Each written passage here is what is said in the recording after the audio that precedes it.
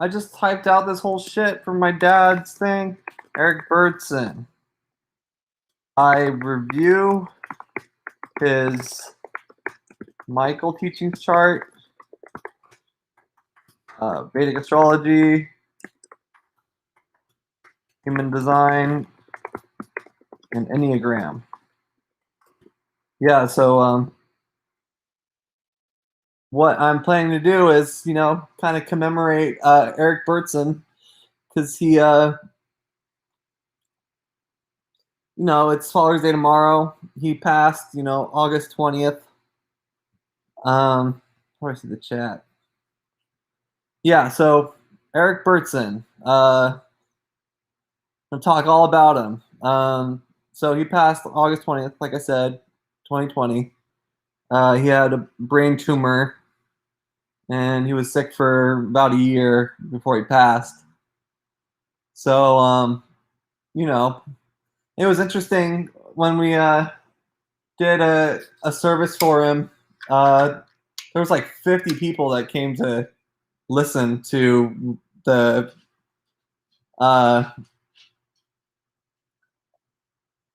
the Zoom meeting we made. I was like, holy shit, he knows like a fuck ton of people. Like, I didn't know how great his sphere of influence was. Like, all I knew was, hanging out with him, lifting weights with him, playing guitar with him. That's, talking with him a lot. We had a lot of similar interests and stuff. So, I mean, he was my role model. This guy. I always looked up to him. I felt like he had a lot to teach. And he was an amazing guy. Like he influenced so many people, and I had no idea that he influenced so many people. He's a powerful dude. He was a fucking man. This guy, he's a fucking man. So anyway, I'm gonna review some of his personality type system charts and stuff. I'm gonna do his Michael teachings and his Vedic astrology, his human design, and his Enneagram. I don't know how long it's going to take. I'm going to try to not take too long, but maybe I could just like sum up things pretty quick. I don't want to have to explain the whole systems. I mean, if people want to learn the systems more, I'm going to talk about them more on my channel because I'm going to be reviewing a lot of different people. But today it's going to be Eric Burtson. So let's get this streaming going. I'm going to share my screen. Is it the entire screen or the window? Let's do my, is this it? Whoa! Inception! It goes in forever. It's like a fractal. You can see my fucking mouse is going into this hole portal into nothingness. Okay. I don't know if I'm doing this right. Okay, so it works. I just saw a little lag, so I'm not gonna be looking at this screen. I only have one screen right now. I'm at my mom's, so I don't have the double monitor that I use for my work computer. So let's just get into it. So his Michael teachings chart. So the Michael teachings is a really cool system. It shows what your soul characteristics are that you keep for every life on Earth. These characteristics, you have characteristics that are essential to you, your essence, and then you have the overleaves, which is what you choose for your life, the different characteristics you got. So I'm going to talk about each of these aspects, a little bit. So his role, so the role is like There's like 7 different roles. A role is like a soul type. It's kind of like a vehicle that you choose that has certain capabilities and functionalities and certain orientation to things, a certain viewpoint, certain goals and interests. So this guy, Eric Burtson, is a priest. He's a fucking priest. And priests deal with big groups and they want to inspire people spiritually. They have 2 psychic inputs. One is for consensus reality, which everybody has one of those. And then the other one is for the higher good, like the, focusing on people's spiritual evolution. So, people that are priests, I mean, Obama was a priest. I think Muhammad was a priest. Who else was a priest? I think Oprah has some priests. Fuck it. Let's see if I know any priests. Let's see. I'll look at my charts here. Aleister Crowley is a priest. XXX Tentacion, the rapper, was a priest, or is a priest still. He's just dead. But still a priest on the astral plane, I guess. Satya Sai Baba, this guy who can teleport around and fly around and manifest, necklaces and shit like that. Like, that's pretty cool. Paramahansa Yogananda, the guy who wrote Autobiography of a Yogi, he's a priest. So you can see what these people are like. And Obama, like I said. Let's look at some other ones. Amy Adams, Neem Karoli Baba, Helena Blavatsky, Cory Booker, Jerry Brown, Ted Bundy, George H.W. Bush, Pete Buttigieg, Edgar Casey, Aleister Crowley, like I said, So, I mean, you kind of get the idea. These people are usually very, like, kind of spiritual leaders in some sense. But they also get into politics or some kind of sphere of influence where they can, influence big groups. So what he did is he decided to be a teacher so he can inspire kids.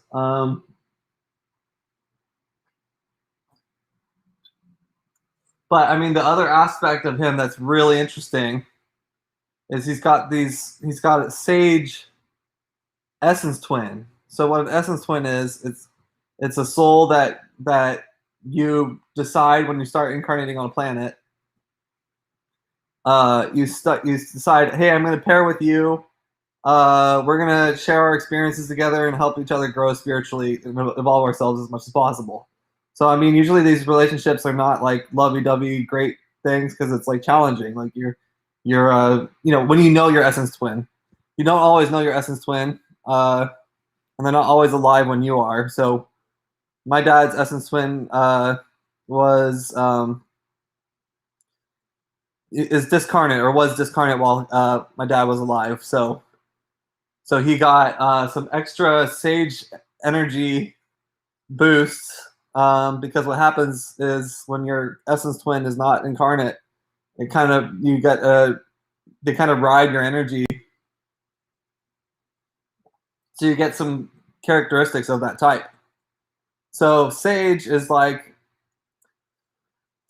about self-expression, creative self-expression. Also deals with groups. It's all about communication. A lot of famous like actors and comedians are sages, and musicians and stuff like that. Performers, they're the performers.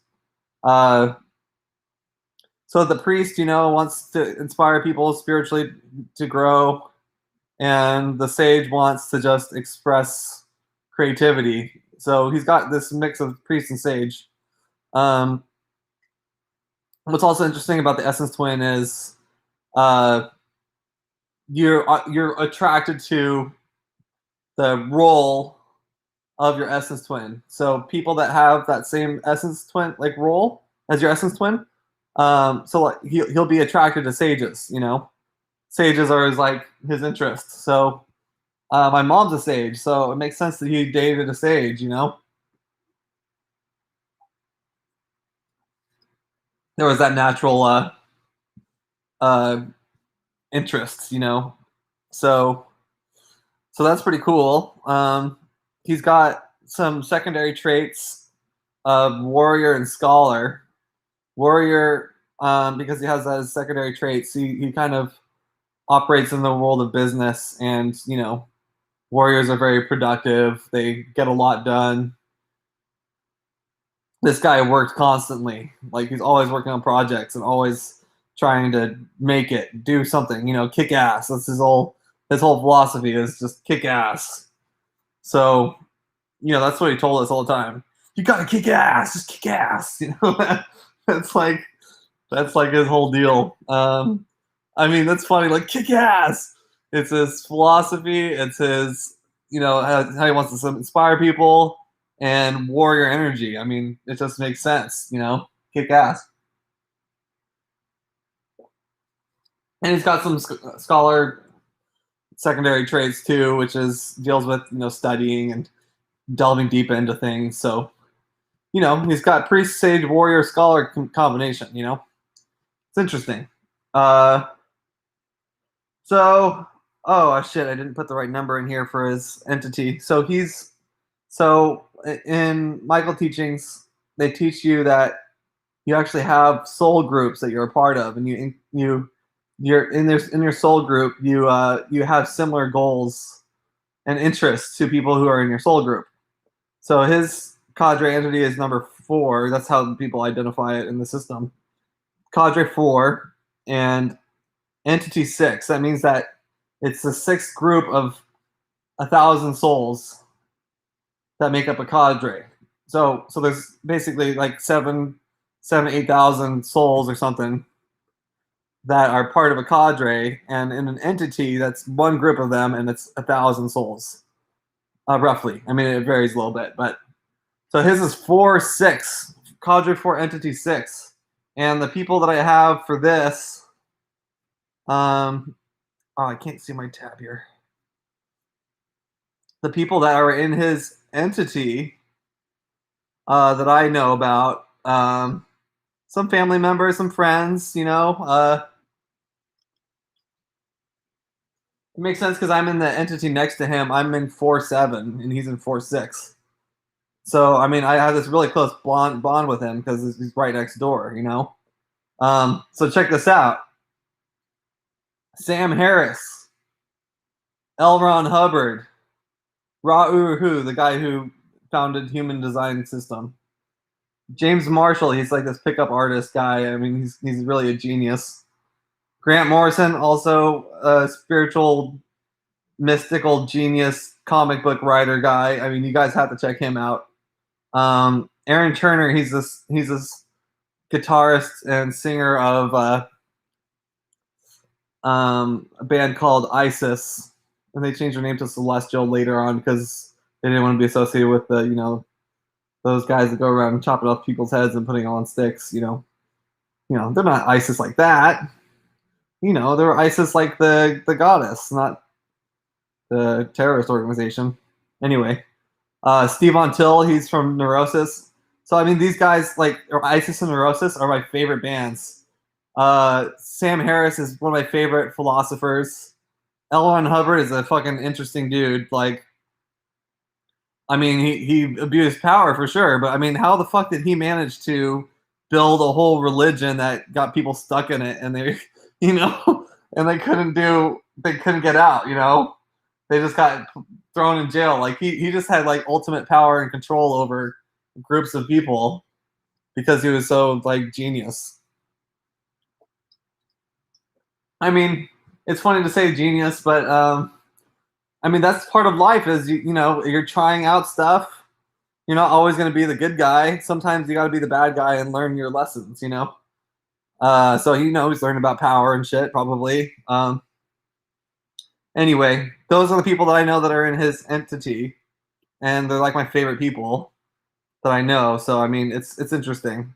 Some of my best friends and family are in the same entity too. So it's cool. There's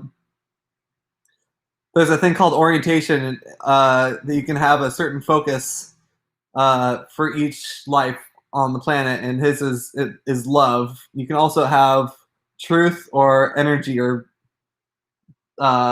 beauty, as they also call it, but love deals with the emotional aspect of things. It's the highest form of emotion is love. So that was his interest.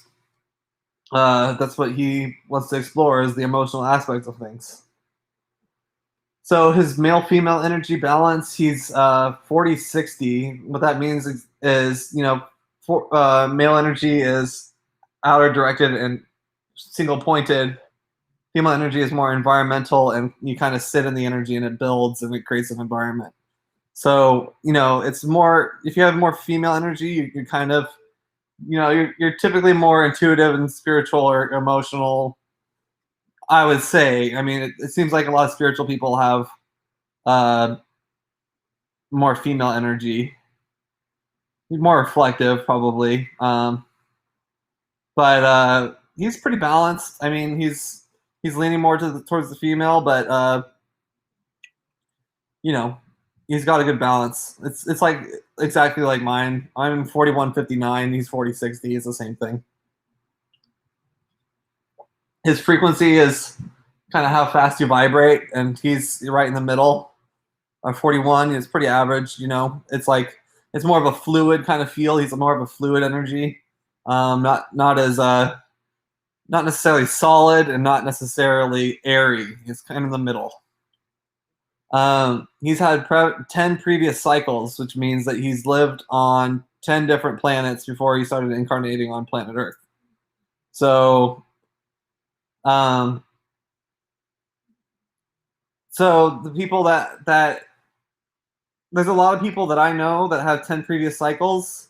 I think it's just because the people that you know and that you relate to are kind of on your same they've kind of had the same amount of history, and you kind of resonate with them easy. So, I notice a lot of people in the popular sphere are like 10 previous cycles too. I mean, it's just if you're listening to this, you're probably 10 too. Maybe you're 12. It's possible. I know some people that have 12. Yeah, it's interesting. Previous cycles. He's been on 10 different planets. You guys probably didn't know that happened, did you? That you were on 10 different planets before? Yeah, that's the case, though.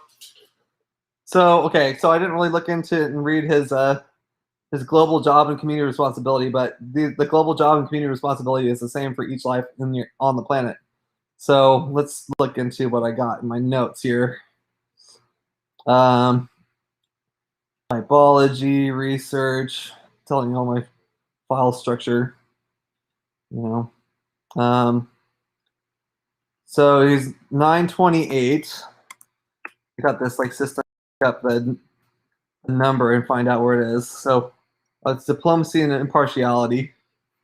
Oh, it said that on the screen. I don't know why I didn't do that. Okay, so let's look at his global job, diplomacy. What does diplomacy mean? Diplomatic. Okay. It's a sage block and king row position. So it's kind of got sage energy. It's the most complicated is the communication block, because on the surface it just sounds like finding a way to grease the wheels and create spin, which is what people do with the word diplomacy now. How can we make whatever we want be palatable to the other person? Okay. Diplomacy first came into being going on the attack, and to see that there's a way that we can resolve our two differences. Okay. Diplomacy. Maybe we just look up the definition of diplomacy. My vocabulary is really poor. I have the same amount of words that I use as Trump. I'm not very smart. I mean, it's like it's hard for me to read. It's much easier to just, you know, reflect on things or whatever. Okay. It's the profession, activity, or skill of managing international relations, typically by countries' representatives abroad. So it's like a political kind of thing, I guess. International relations. That's interesting. But I mean, how we can sum that up is, I mean, it's sage and king. Sage is about communication. King is about dominance and leading. So that's interesting. And then his community responsibility is impartiality. So let's check that out. Maybe I should have read this a little bit before, but I mean, that doesn't really matter. I mean, I'm this. You guys are learning by watching me talk about it. Impartiality allows us not to not only look at the consequences of what we're doing, like how that might affect us, but also how it might affect our friends, family, community, neighborhood, country, where it is we're doing. That's important.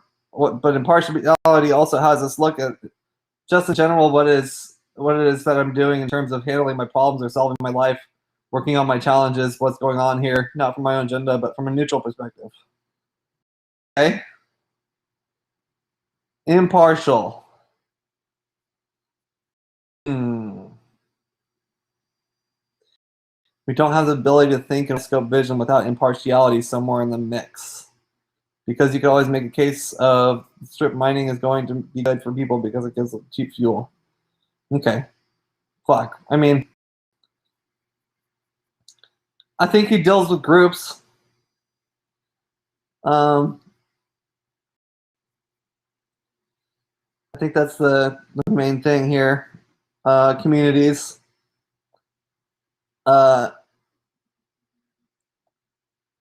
Yeah, I mean, these ones are kind of hard to figure out. I should have read it a little bit, but you know, he's got a mix of sage, king, and scholar for his role, his type, his global job and community responsibility, and it's oriented in energy. So that's more of a physical, action-oriented way to approach things. So those are his, characteristics of his soul. When he incarnates again, it's going to be probably in about 5 years. I was talking to a psychic or shaman, and she was telling me that no, it was a psychic. I guess there's no difference. Anyway, they're saying he's probably going to reincarnate in Albania in about 5-6 years or something like that. And he's going to have all these same characteristics. He's still going to be a priest. He's still going to have a sage as his twin. He's still going to have warrior secondary. He's going to have a sage task companion. That's a soul that helps you with your tasks on this life. So he's got more sage stuff. Oh, shit. I'm not even fucking prepared here. I didn't even put his soul age in here. It's actually relating 5. So the relating focus is really about connecting with people deeply, experiencing the emotion in the inner world. It's the hardest soul age and focus to have. When you're going through the incarnational cycle, you have you go through these steps. You try to survive on the planet, learn about survival, and get used to the body. You start structuring your, figuring out the right way to do things and fitting with society and following the rules, finding out what the right way to do things is. Then striving is, how can I make the biggest impact on the planet in the external world? How big can I go? How successful can I be? Then you go into relating, which is going, getting really in touch with your internal self and emotions and being really reflective, going really deep. And then teaching kind of goes high and looks at the higher perspective overall, reflecting on all the experiences that you've gathered through all the different lives. And then you start teaching people before you stop incarnating. You have to, spend some time teaching people what you've learned. So he's not on the teaching level yet. I mean, he was in mature soul age. That's what they also call it. But I mean, it doesn't mean that he's less evolved because he's in mature soul age. It just means, he's done this 10 times already. So it's not like this is a new thing for him. But that's the focus on the planet. He's in relating right now. The planet is in the young soul age, the striving soul age. So he's in the soul age that's to come. It's the one that's coming soon. It's gonna manifest on the planet at some point when we get through our struggles with the striving focus. So it'll be cool to see when that stuff actually comes out, and everybody's playing guitar and having a good time and sharing their emotions with each other and their experiences and going really deep. And that'd be world changing once that happens. But that was his soul age. So his goal was growth. So so he's, just to say real quick for the soul age thing, he's going to be about the same soul age in the next life. Might be on the same level. There's different levels to it depending on how far you get through it. You get more comfortable with the soul age as you go further along the levels. So he's going to be in relating for a bit. His goal is growth, which is about having a lot of activity and a lot of experiences to maximize your growth in life. Just a lot of shit, just trying a bunch of stuff basically. And he's got these intellectual aligned attitudes and modes. So because the growth one is yellow, that means it's aligned with the priest energy. If you can see, the priest is actually yellow too. So it's a priest goal. But he's got these secondaries that are aligned with the artisan, which are more like intellectual. Skeptic is kind of doubting things and trying to, asking questions and trying to get clarity on what something is, really investigating and thinking about things. You kind of doubt, you're skeptical about things so you can investigate and really get deeper into stuff. His mode was caution. So he had to be very careful with his actions. And usually when you have caution mode, I have caution mode too, actually. You have to, you're basically choosing it because you might have been kind of reckless in past lives and kind of just, didn't make the best decisions. Maybe you made some mistakes and possibly hurt people, or I don't know, it depends on what you did. But the lesson in this life is to be cautious, And he was definitely a cautious guy, I would say. Definitely cautious. But the thing is, when you get good with caution and you know how to use it right, you can go into power mode where you can express and move in your own direction. So let's see what power says. I'm just curious. That's the dog's kind of getting pissed. So let's see what power says. He could have been in power before. Okay, so caution is releasing your energy carefully, and then power is releasing your energy strongly. So I'm kind of learning about that too. If you're just kind of stuck in caution all the time, I mean, it's good. It's good to learn how to move carefully, But when you're confident that you're actually making the right decisions, hey, shut up. So when you're making careful decisions, you can move to power mode and express your energy strongly because you're confident that you're actually making the right decision. So that's pretty cool. This is a really interesting aspect of him. His centering. So everybody has some kind of centering. And it's either in there's 4 centers that you can center in, and you have a primary one and a secondary one. His is physical and emotional. So physical means that he was actually very, very in touch with his body and the energy in his body, which is interesting because if you're physically centered, you're very interested in the body. I'm physically centered too, and I didn't realize that I was so interested in the body, but I've always been very, kinesthetically intuitive, so it makes sense.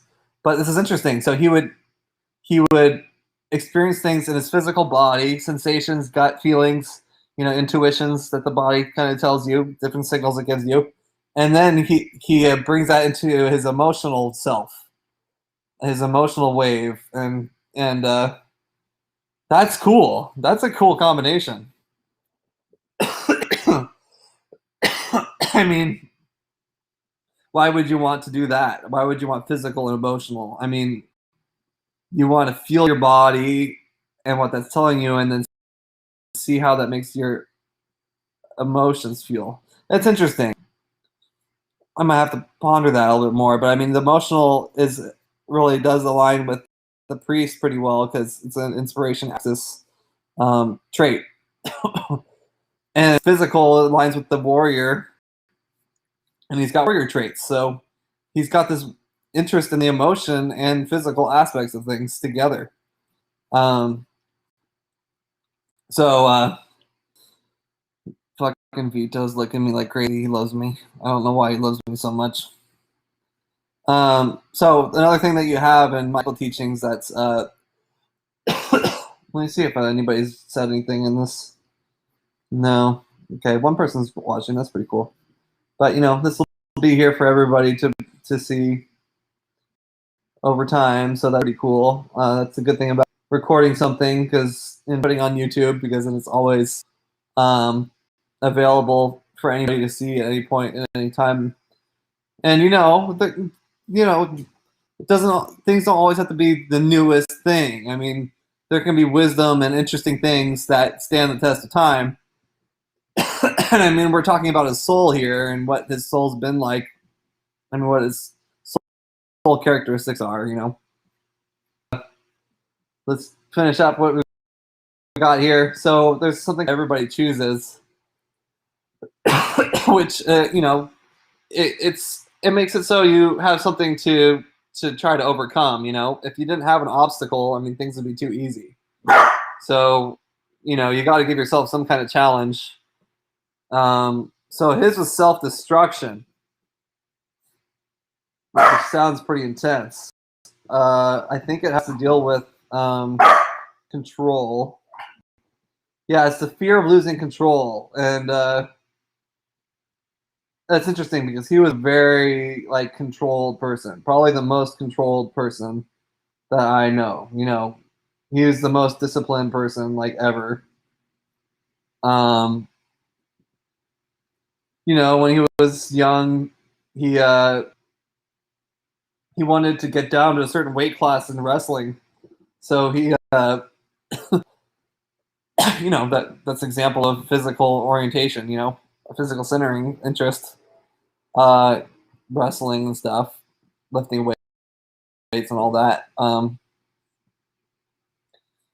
But yeah, so when he was young, he wanted to go down in a weight class to so he can beat the people who are smaller than him, I guess, or so he thought that he was stronger by doing that. So he ate just a can of tuna a day for a long time. That's all he ate. That's pretty disciplined to be doing just that. But I mean, the thing is, he really regretted doing that, and he's like, "Damn, I got so weak," like, it's like I could have been stronger. He's upset about how he could have done more work on his lifting weights and stuff. I mean, I've been getting into lifting weights recently. Because I was doing it with him, but then when he passed, I kind of stopped for a bit. But I'm kind of back into it, and I'm really enjoying it. The benefit benefits of it are amazing. Like your body just changes and you feel completely different. You've got power. It's a pretty nice thing. Anyway, how this relates to the obstacle of self-destruction. It's like you're afraid of losing control, so he's always trying to stay in control. But like, later in his life, he kind of opened up more. I mean, like when he was younger, he was like super Christian, kind of fundamentalist Christian. But I mean, that makes sense. He would. I think his priest role really made him interested in religion. Probably, and wanting to influence people in a spiritual way in some kind. But yeah, so self-destruction. He when he got older, he started like loosening up a little bit more. So he got more interested in alcohol because he was like so disciplined before that he never drank alcohol. So I mean, it became something he was interested in. I don't know if that's part of the self-destruction. It might be. I think that can happen. I think you can be do things. It's like self-destruction is like fear of losing control, and then it kind of sends you into like death, like towards destroying yourself. It's like that's pretty intense. I don't know what that's like. I don't know what it feels like to be under self-destruction. I mean, my obstacle is called arrogance, which deals with being really shy. It depends on how you're oriented in arrogance, but for me, it's been really shy and afraid of being judged. But I'm getting better at it. So I'm learning how to overcome my obstacle. But this guy was so controlled. I mean, it's interesting that the fear of control was influencing him. So there's this other aspect of Michael teachings, overleaves. Overleaves are the characteristics you take on for this life only. So this is, when he was Eric Burtson, this is his traits that he had. The overleaves column is just the traits for this life, and then the essence column is what's consistent throughout every life. So his body type is jovial. That's his main body type, which is the most developed body type, they say. It's grand, it's big, it's like Jupiter. I mean, it's interesting, but I mean, you don't necessarily always match what the descriptions of the physical traits are, because you can be really skinny and be jovial, or you can be big, but it's the most developed body type. So that means like, developing his body makes sense because it has the most capability of being developed. So the positive pole of it is grand. The archetype for it is the emperor. It's like Jupiter. Jovial is Jupiter. The positive pole of it is grand, generous, compassionate, kind, loyal, caring, affectionate, maternal, lucky, philosophical. Arts and languages, well-directed mental powers, highly evolved appreciation for life, and powerful presence. That's pretty cool. That he just has this presence, this grand presence that he puts out, and it's caring and loyal and compassionate. I mean, these characteristics, there's psychological characteristics that are part of these body types. Like it infuses you with certain kind of characteristics. So that's his main one, but hey, come on, guys, shut up. So his second one is Saturnian, which is about leadership. Paternal,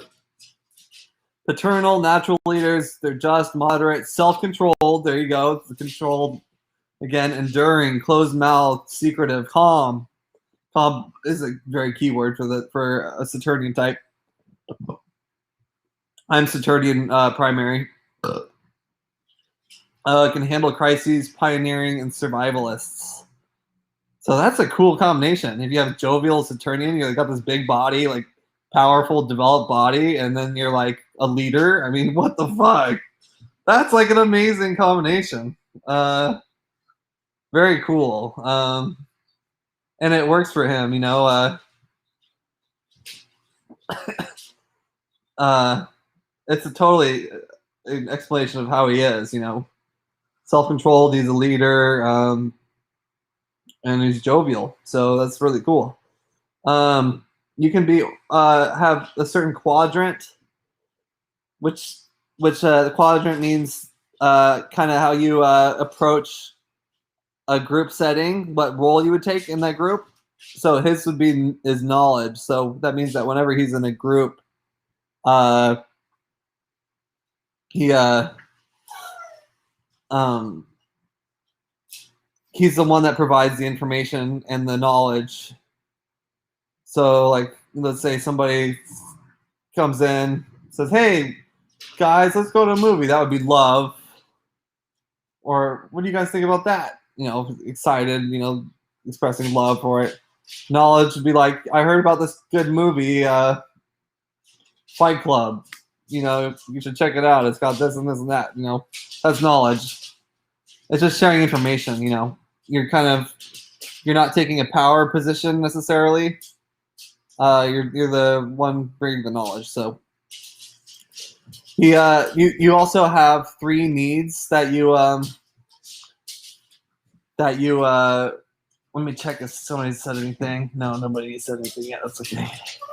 Chat overlay. What does that mean? Oh, I guess you can see chat. So one of his needs is expression, which is totally him. Like, you know, he was in a band. You know, he wrote poetry and he had really funny songs. He really needed to express himself. And I think part of that too was his teaching. Is a way of expressing himself, and expression, it really fits with the sage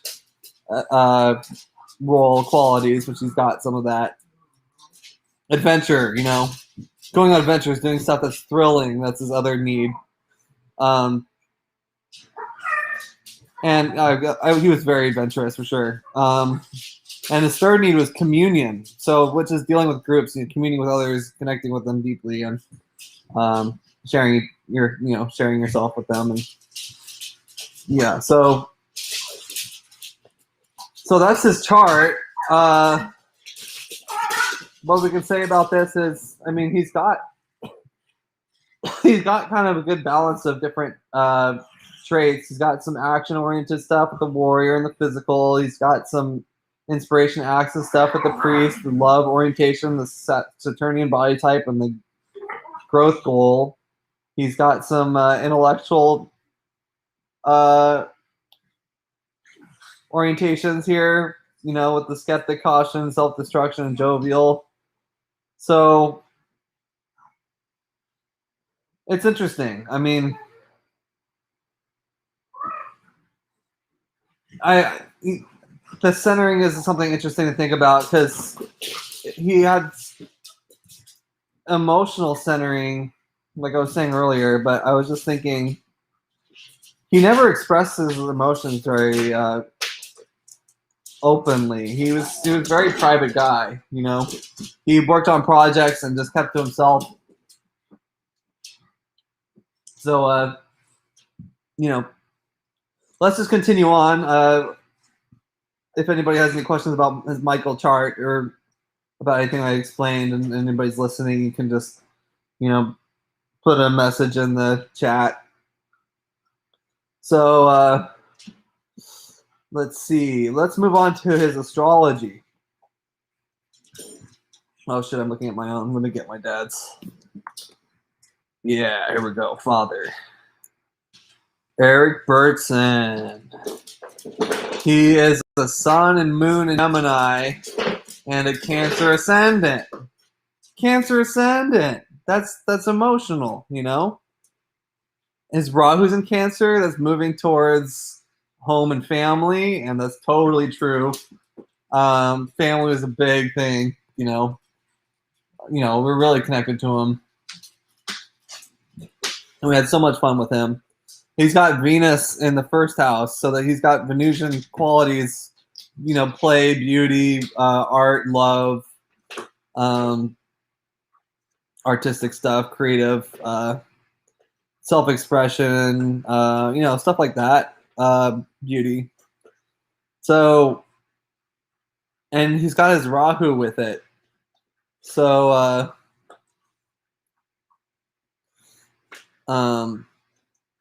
Rahu in the first house. That means he is a Rahu personality, and Rahu is like about worldly power and success. So he's kind of being influenced by this drive for worldly power and success, dealing with his ego and his self, like his actual self.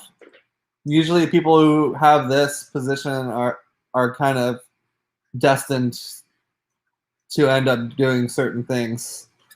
I have to contemplate what that means.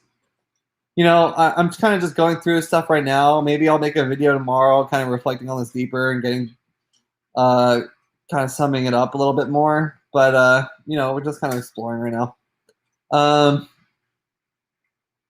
So yeah, his sun and his moon are in Gemini. That's in the nakshatra called Ardra, and Ardra is they have spurts of anger, and they're trying to reach intellectual perfection, and that's totally what he was about. I mean, he was a perfectionist. He's a 1 in the Enneagram. That's his main type. I think he might be a 1-4-5 tri-type or a 1-3-5 tri-type. I'm not exactly sure. I'm going to look into that in a second. But his ascendant is a Slasha, which is a really cool nakshatra. That's in Cancer, like I was saying. It's like super intuitive. It's like ruled by snakes. Like your instinctual abilities are super heightened. It's like you're connected to your reptilian brain, and you can sense when things are gonna go wrong or something. Super intuitive, super spiritual. He's a spiritual guy. I mean, I don't know if people really know that about him. It's totally a quality of him, though. So yeah, like his sun and moon are in Gemini in the 12th house, and 12th house is spirituality. It's enlightenment. It's also isolation, which is interesting because the sun and the moon, the sun actually in your chart also represents the father, and the moon represents your mother. So because the 12th house is isolation, that means his mother and his father were isolated from him in some sense, like maybe emotionally unavailable or distant in some sense, which is totally true. I mean, his dad was away at war when he was growing up, and his mom was not very emotionally nurturing, which made kind of things hard, But I mean, because his sun and moon are there, that also means that he's very private. Like, he's not going to be sharing himself very deeply, like openly with people. His sun and his moon, the two primary planets, are in the 12th house. That's what he did. He kept to himself. He had his room, and he worked on projects in isolation. He had a little lab that he worked on. Ah, shit! I lost my. Trying to get my charger. Ah. Okay. I'm cramping. Oh, okay. Now, one of the coolest qualities of his chart, I think, that really fits him really well, is he's got Saturn with K2 in Capricorn in the 7th house. So what this means is when Saturn is in Capricorn, that means that in past lives you were in some kind of power, position of leadership or power. You had power in some sense over people, and you kind of abused the power. So he might have abused power in past lives, and now he was coming back to learn how to be a leader again. and do it the right way. And I would say he did that, you know? He did a good job. I think he did really well with his job, with his life, you know? He kicked ass.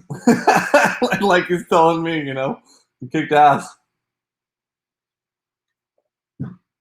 So, so when Saturn's with K2, that means that from past lives, you were using a lot of Saturnian energy, which is discipline and structure and patience and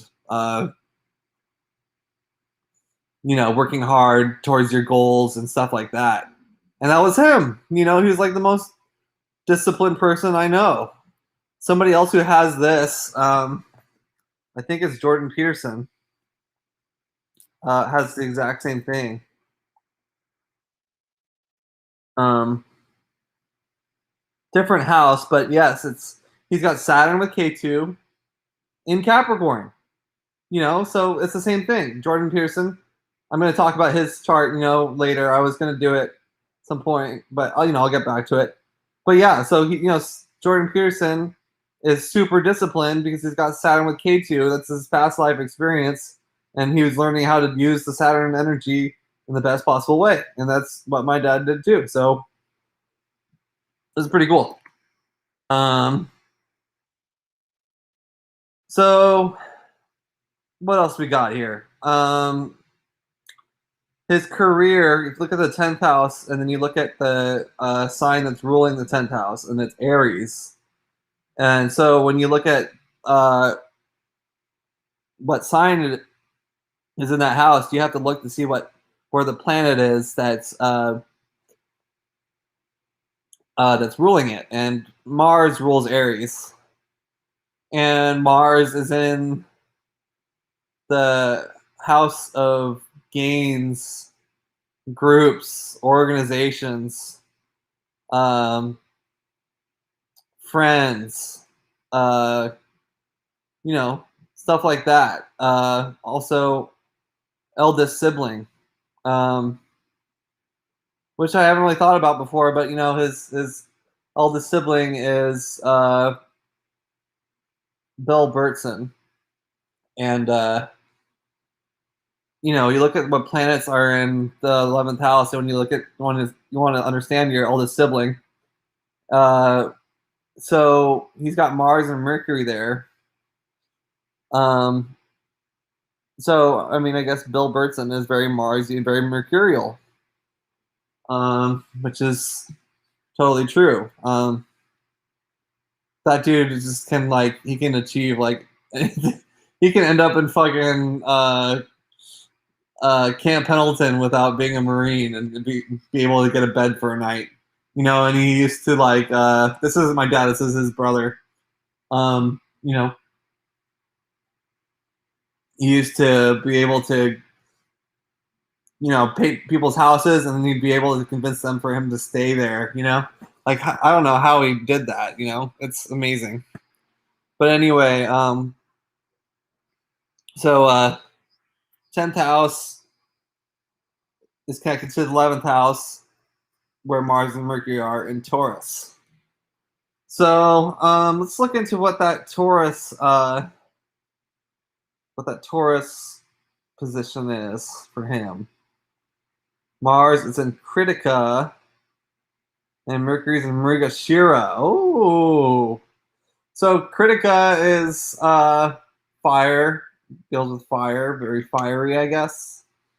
And Mrigashira deals with collecting things and seeking and looking for beautiful things to add to your collection and to market and sell, beautiful things. So, focus on gains. I mean, it's kind of related to money, and he was a financial advisor for a bit.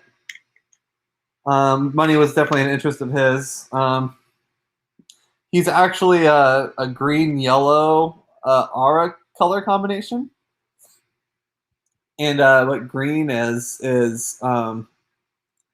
green is, looking for power and money, like achieving and working hard and finding success. So if you're green, you want to work hard to achieve and master the physical plane in terms of building resources and money and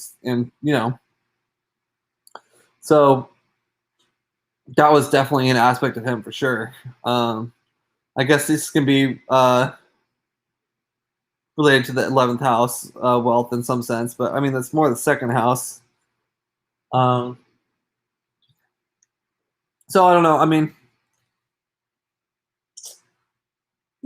groups. 11th house is groups, so groups were really big for him. He had all these different groups that he was a part of, and he was leading all of them. He was leading all the groups. He had a men's group. He had a weightlifting group. I was in both of those. He had a band. I was in that. He just had lots of friends. I mean, Mars and Mercury there. I mean, Marsy friends, Mercurial friends. It's interesting.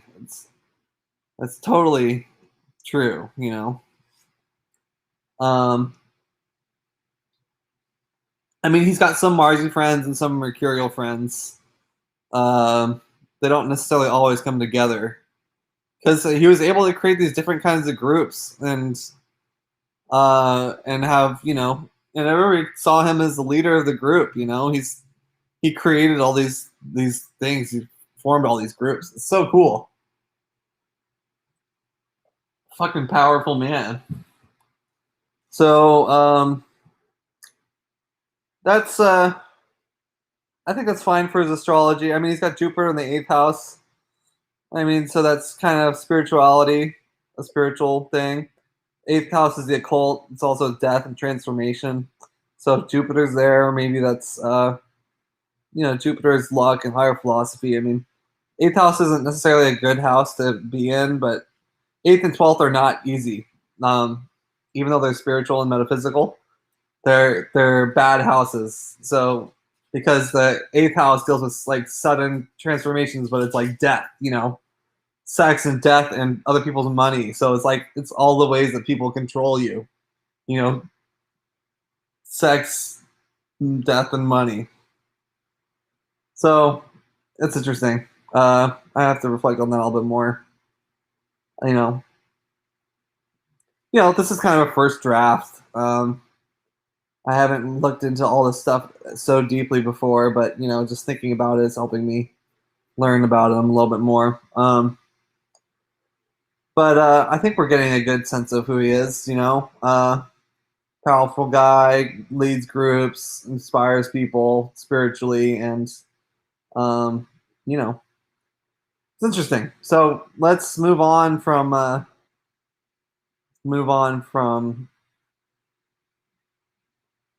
his astrology and move into his human design. He's a fucking manifester. A manifester. Manifestors are so cool. Like you just get to like work on your projects, and it's all about like action and move. You initiate stuff. You're the initiator. If you're a manifester, you're the one that starts off everything. Without the manifester, we wouldn't be able to start anything. He starts everything. He started all those groups.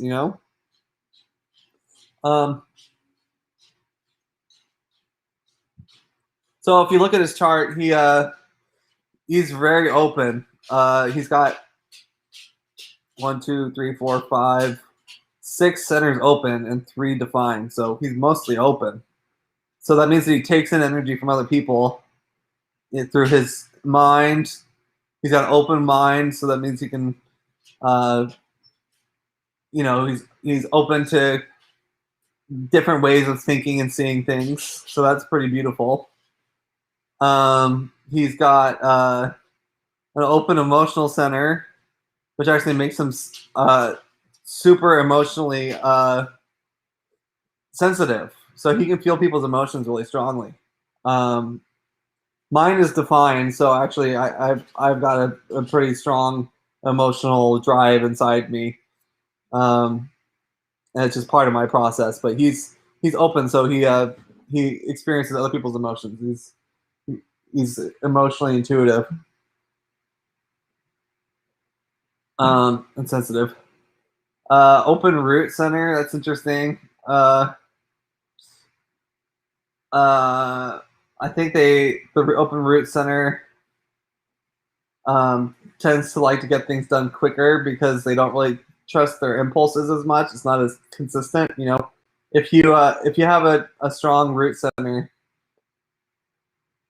you kind of you feel the pressure to take action at certain moments, but you know, I mean, you're kind of more of a procrastinator, I think, if you have a defined center, because you can deal with the pressure longer. You know, you can feel the pressure build up and you're okay with the pressure, and then the pressure pushes you to do stuff.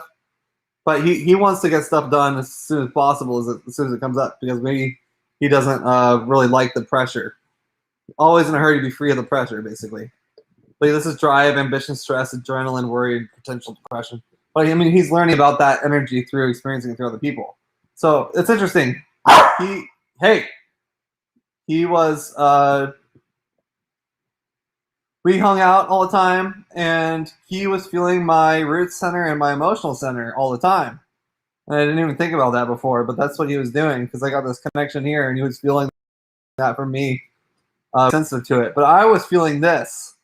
That was really powerful for me and really attractive to me, because he's got the defined ego, or the heart center, which is which deals with resources and money and willpower and ego and the material world and self-worth. He's got self-worth, you know, he's got willpower, he's got, you know, power to manifest things on the material plane, and you know, that's connected to his throat, which is manifestation. And that's what makes him a manifester. I mean, also because he has an open sacral. So people's emotional, I mean, their sacral energy, life force energy, he feels it and processes it through his body. He doesn't have his own. So he's driven straight by the impulse of his heart, his willpower, and it's connected to his throat. So this channel is called the channel of money. The main theme in your life is to embrace and over time learn to navigate and master the material plane. Like that's, like I was telling you, he's got the green aura. That's exactly what it relates with that exactly. Your drive to succeed is powered by the strength of your ego and willpower, and you are willing to work hard to achieve your goals. It's not only natural but imperative that you exercise a certain amount of control within your immediate environment. Control. Interesting. I know I was super attracted to his heart energy.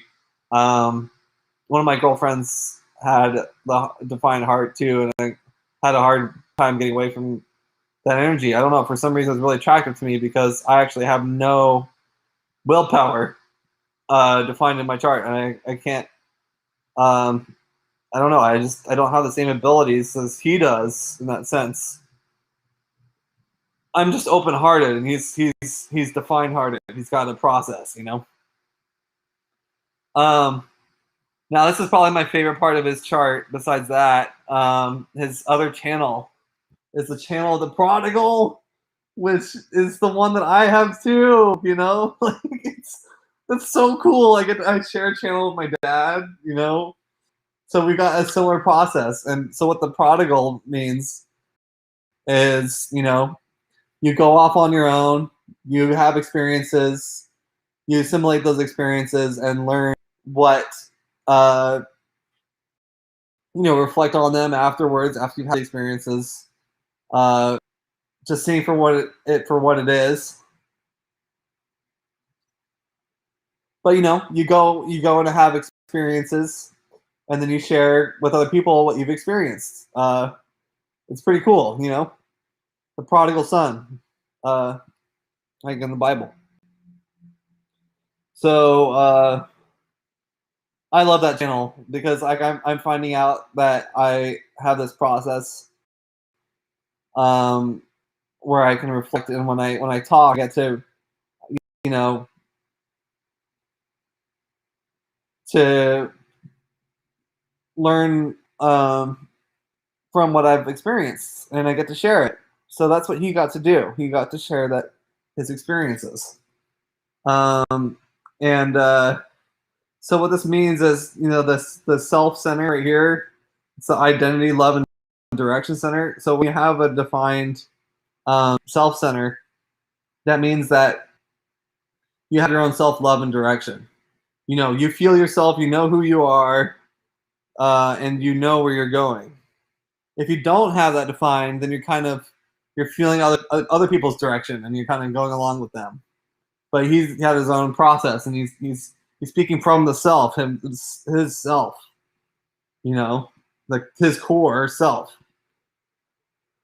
So that's really cool. I mean, this guy is powerful and intuitive and very reflective. You know, uh, so a couple other things about uh, his chart. He's got the profile role model martyr. So that's a sixth line and the third line. So the sixth line means that he tried a lot of stuff. It acts like a third line. So he's like extra third liney. Third line means that you try a lot of shit and you learn from the experiences. Like you have to try stuff, you fuck up, you learn from it. It's a trial and error constantly. I tried stuff, it fucked up. I'm gonna try this, it fucks up. So what that means is, since the role model is his main line, he was acting like a third line, doing a lot of trial and error until he was 30, about 30, which is when he, had me. I was like probably 2 when he was 30. So, he went through his whole trial and error time. And he was, very disciplined. And, something interesting I was thinking about his astrology. He's got K2 in the 7th house, which means that he's experienced a lot of stuff with partnerships in business and marriage. He's skilled with marriage partners. He's done marriage stuff. He's always, been part of dealing with having a partner. He's done that a fuck ton in past lives. So it's interesting because when you have K2 there, you kind of reject partners for a while. Because you're like, fuck it, I've done that already. I've already, dealt with relationships so much. I'm not going to spend time doing that. I want to go where Rahu is, which is his self, focusing on his own destiny and his own purpose and his own value. That's Rahu in the 1st house. K2 in the 7th house means that he, skilled with relationships, but he needs to incorporate it to make the axis work. So, I mean, he was great with relationships and business and partnerships. Like, he built all kinds of partnerships and stuff with people, so it's interesting. So let's get back to his profile. Yeah, so he's got 6'3". The martyr is his secondary line, which is more trial and error. So this guy just tried a fuck ton of shit, and he was designed to do that. And it's probably that's a really hard profile to have, to be a role model and the martyr, trial and error. So I mean, he did try a bunch of stuff, and I think he's just learning from the experiences, and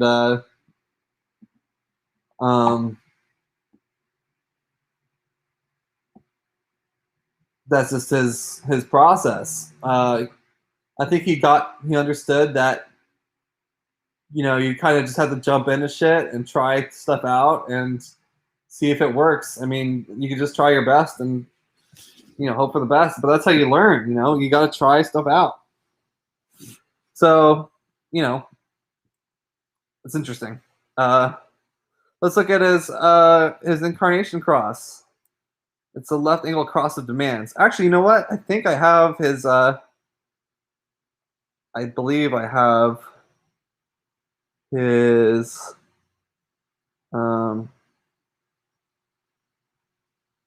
gene keys chart. So I'm just going to read through this to talk about his main keys. You can look at the gene keys, and the main 4 keys are your incarnation cross. So so the main keys are, with each key, there's 3 frequencies for it. There's the shadow, which most people are dealing with a shadow. It's really hard to get out of the shadow. But to get out of the shadow, you have to embrace the shadow and work with the energy. And then it goes to the gift, which is, when you break through the shadow, you are, manifest the gifts related to it. So it comes out of the shadow, and then you're actually using that energy the correct way. And then the city level is the highest level, which is the highest possible version of that energy. So the 4 keys he has, I'll read the shadows and the gifts and the cities. So his main one, the life's work, is stress. Oh, he was pretty stressed a lot. Restraint is the gift, definitely restrained. And stillness is the city. The city, that means like spiritual power. You don't. People don't get to the city level like pretty much ever. I mean, it's really hard to get to the city level because that means that you're like fully enlightened. Like, crazy shit. You can, like, with some of them, you can like walk through walls or get a rainbow body or travel through time and shit like that. Like, that's not easy to accomplish, but it's possible if you transform your shadow and get, if you just manage to get spiritually evolved, you can do shit like that.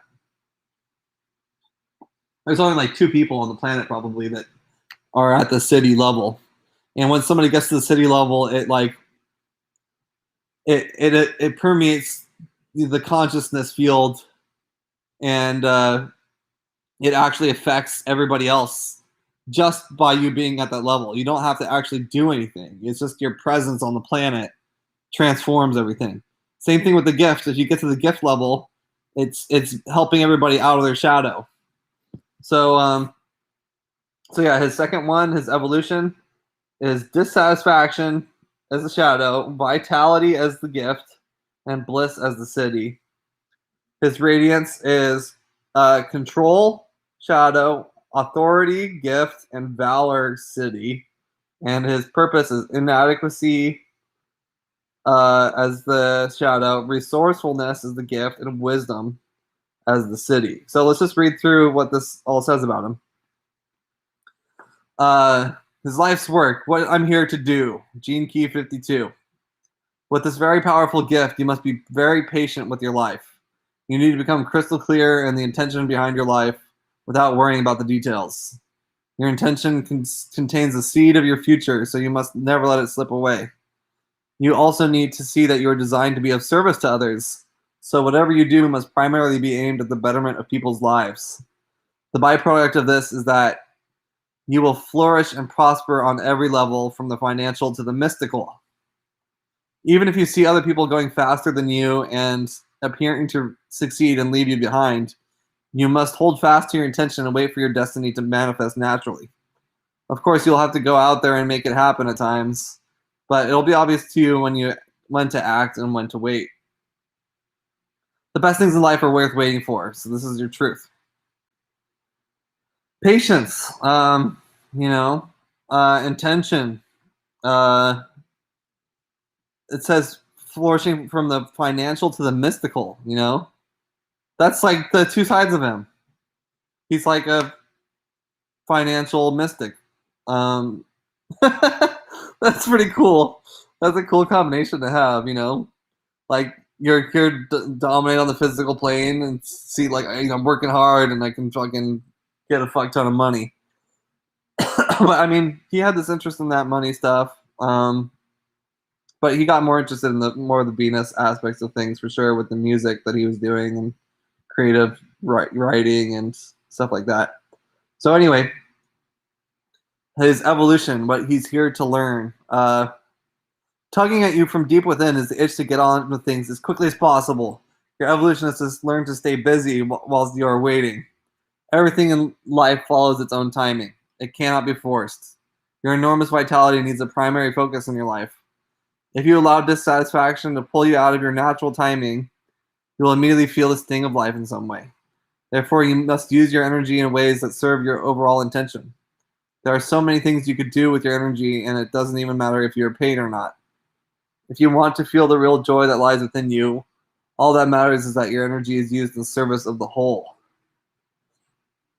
Yeah, I mean, what was that one called? 58, dissatisfaction. Try and get somewhere else, I guess. His radiance, what keeps him healthy. You have a deep need to be in control of your physical environment. However, if you take this to the extreme, you can become obsessive. Your ultimate environment is your body, which needs regular cardiovascular exercise. Wow, his body. That's so funny because, okay, if you do not give yourself this gift, your body will gradually accrue tension. Your relationship to money is also very important as a governing factor in your well-being. You need to have financial independence no matter what your situation in life. You need to get the balance right between what comes into your life and what goes out. So as important as saving money is spending it. There are times when you really need to spoil yourself, especially concerning the enhancement of your home or personal sense of style. Above all, you need to feel recognized as a figure of authority driven by a higher purpose. If you don't feel good about yourself, you probably haven't let go of some deep controlling characteristic within your unconscious. What? Okay, let me read this a little bit again. Above all, you need to feel recognized as a figure of authority driven by a higher purpose. He's a figure of authority, and he's driven by a higher purpose, for sure.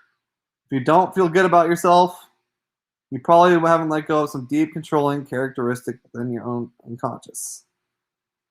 I don't know how he felt about himself. I think he felt better about himself over time, for sure. He was flourishing at the end. I mean, he figured it out. It's like he broke through his struggles because he started focusing on creativity and fun stuff. I'll talk about that in a second. We'll talk about the Enneagram a little bit. Okay. As soon as you release this part of yourself, then you will begin to feel much more energy in your life. Look, this is funny because that one talked about money, financial independence. His ultimate environment is his body, which needs exercise. I mean, he was exercising all the time. That was his big thing. Money. Oh my God, this is crazy. It's crazy to read this and see how this really appeared in his life. You're here to be a deep resources of living wisdom for others. Your ultimate fulfillment lies in being of service to others. Your highest potential is to become a living embodiment of wisdom, which entails having to pass through some of life's deepest fears.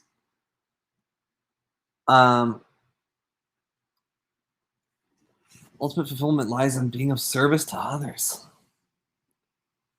It's through these very physical fears. Okay, let me read this again. Your highest potential is becoming a living body of wisdom, which entails having to pass through some of life's deepest fears. It is through these very physical fears that you will come to understand the unconscious forces that drive human beings, and thus you will be able to help them. Ultimately, you will see that all fears are completely unfounded, and that life is always a way of working things out in the end. There you go. Things worked out in the end. It's this deeper trust in a hidden life beyond our individual ken that marks you as an obvious guide for others.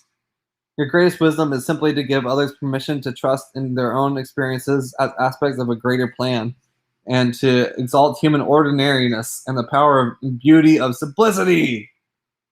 Wow, that's his purpose. Giving others permission to trust their own experiences as aspects of a greater plan. Use deep resources of living wisdom for others. Wow. This guy, oh my god. So cool. Okay, so last couple things I want to talk about. So I made this.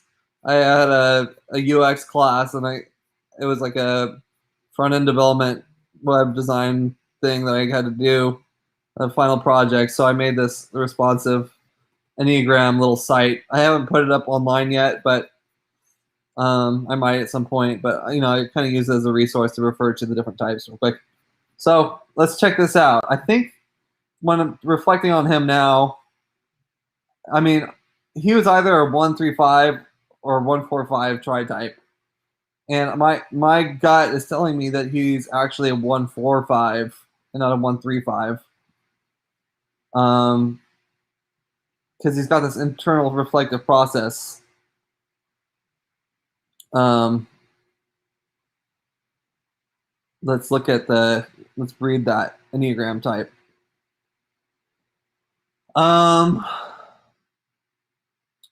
I should look at his tri-type and his subtype, which is the instinct one.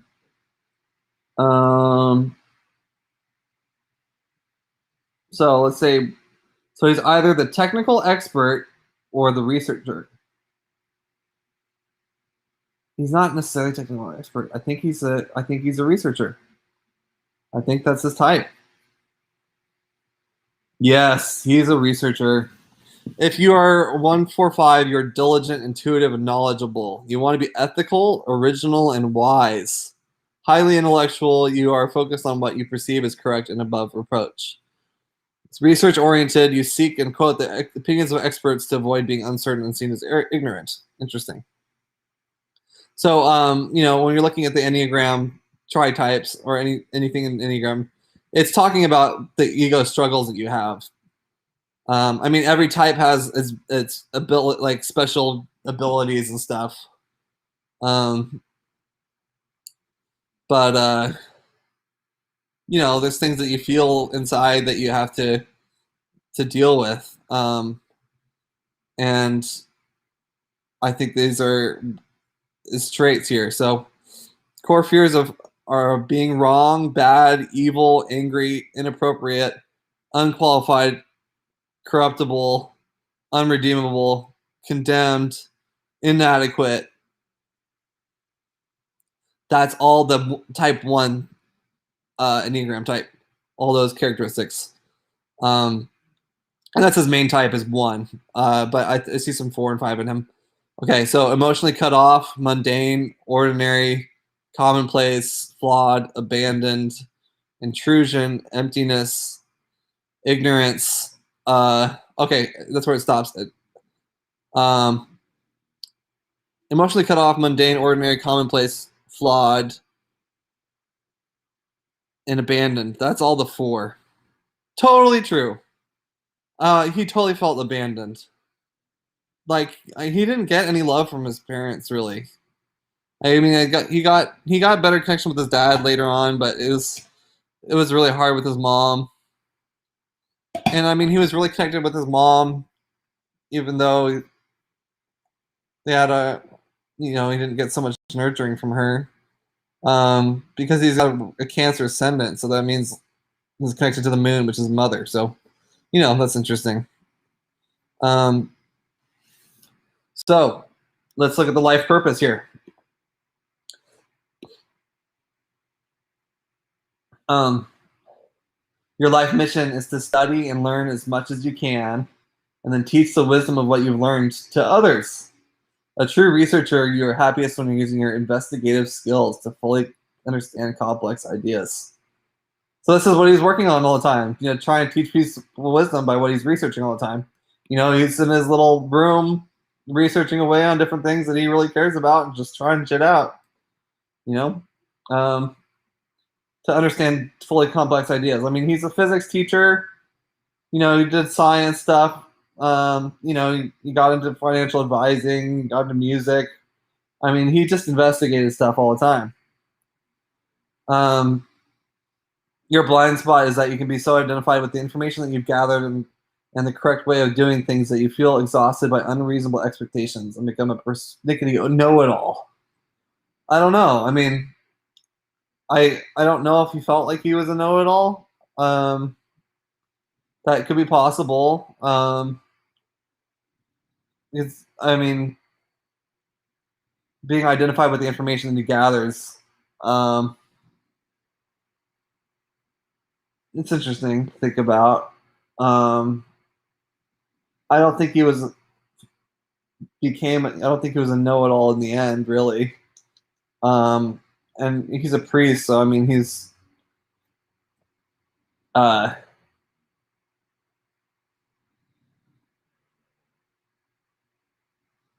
don't know. I'll think about that more. Okay, anyway, I'll just continue. His growing edge is to find universal meaning in what you research. Your impulse is to seek the truth as it pertains to your experience. You can fall into the trap of collecting data to support your point of view. You seek information to know what to believe and to avoid the feeling of emptiness. True wisdom comes from understanding and assigning meaning to the facts that you've gathered. Assigning meaning to the facts. So it's not just facts, but you find some kind of truth. You find universal meaning in what you research. You know who else has this? This is also Jordan Peterson. Jordan Peterson is the researcher also. He's a 145. Absolutely. Yeah. It's interesting the 4, throwing the 4 in there. You think that because these guys are such hard workers, they got the 1 and the 5, it really makes them focus on competence. But the 4 is really focused on who they feel they are, and their unique self. It's about individuality and understanding who you are as an individual. Very deeply in touch with your emotions. So it's like the mystical researcher. It's a cool combination. So